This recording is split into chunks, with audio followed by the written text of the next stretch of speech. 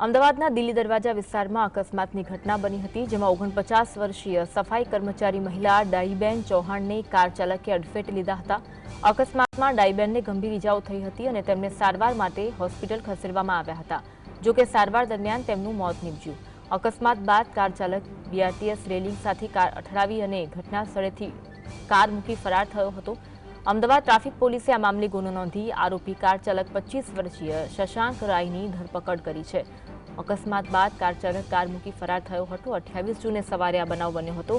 આજ અંગે વધુ વાત કરીશું। સંવાદદાતા વિરેન્દ્રસિંહ ફોનલાઈન પર જોડાયા છે। વિરેન્દ્ર, કાર ચાલક કાર મૂકી ફરાર થયો, જો કે ગુનો દાખલ કરી ધરપકડ પણ કરી દેવામાં આવી છે। વિગત જણાવશો ઘટના અંગે।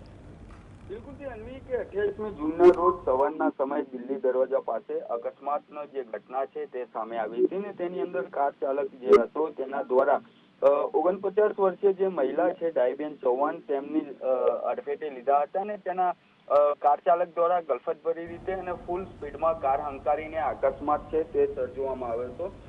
જેની અંદર જે સફાઈ કર્મચારી છે ડાઈબેન ચૌહાણ તેમનું સારવાર દરમિયાન મોત છે તે નીપજ્યું છે અને તેમનું સારવાર માટે જ્યારે હોસ્પિટલ ખસેડવામાં આવ્યા અને ત્યારબાદ તેમની સારવાર છે તે ચાલી રહી હતી ને આજે વહેલી સવારે ડાઈબેન ચૌહાણનું છે તે અકસ્માતની અંદર મોત નીપજ્યું છે।